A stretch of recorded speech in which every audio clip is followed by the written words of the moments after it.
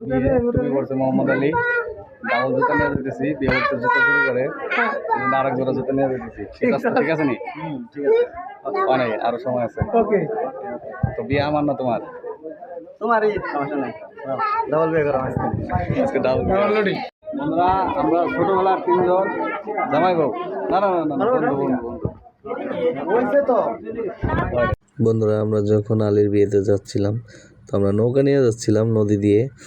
তো এই নদীতে এত কচুরিপানা ছিল যে আমাদের নৌকাটা আটকে গেছে। আমাদের এই নৌকাতে দুইটা ইঞ্জিন রয়েছে, দুটো ইঞ্জিনই কিন্তু বড় বড়, তো অনেক স্পিডে যায়, প্রায় স্পিড বোটের সমানই এর গতি হয়ে থাকে।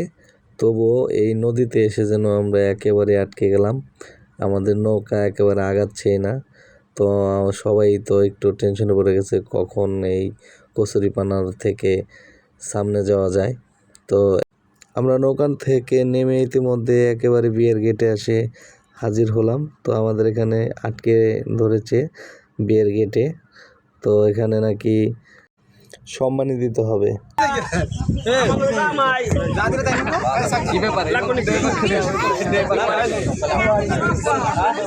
মোবাইল দিলে মোবাইল দিয়ে দে মোবাইল দিয়ে দে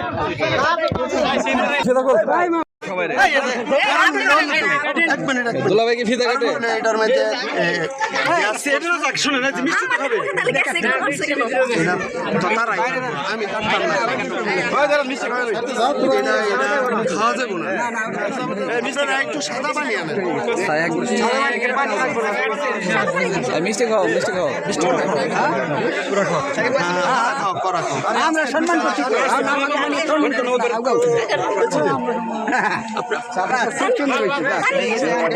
আচ্ছা এখন ঠিক আছে যে আমরা গেটটা কাটবো না আপনারা কাটবেন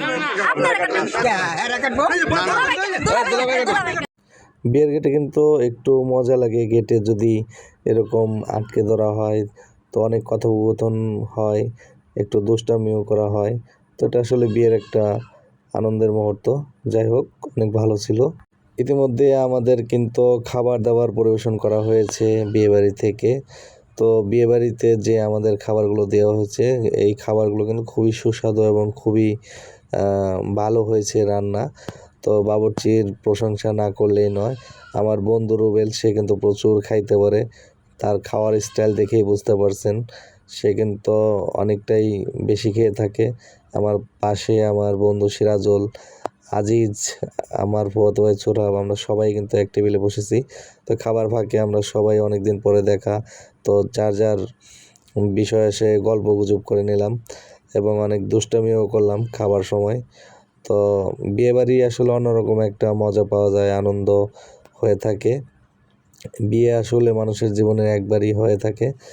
তো এটা একটা গুরুত্বপূর্ণ ইসলামিক দৃষ্টিতে ফরজ কাজ, এটা আসলে সবারই পূরণ করতে হয় বা অর্জন করতে হয়। তো আমরা যে বন্ধুরা মিলে এক টেবিলে খাচ্ছিলাম, তো আমি ক্যামেরাতে আর কি ভিডিও করতেছিলাম বলে সবাই আমাকে অনেক কিছু বলতেছিল, যার কারণে আমি ভিডিওটা তেমন একটা বড় বা দীর্ঘায়িত করতে পারি নাই। তো আজিজ আছে, আমার খাবার কিন্তু ইতিমধ্যে আগেই শেষ হয়েছে। তারপরে আমার ফুফাতো বোনের জামাই বা আমার দুলাভাই, সে কিন্তু আমাকে খাইয়ে দিল, কারণ এখানে যে স্টেজে আসলে এতগুলো লোক আমাদের বসতে সমস্যা হচ্ছিল, যার কারণে আমরা বন্ধুরা সবাই উঠে গিয়ে বাহিরে বসছিলাম বা টেবিলে খেতে বসছিলাম। তো আলিও আমাদেরকে বারবার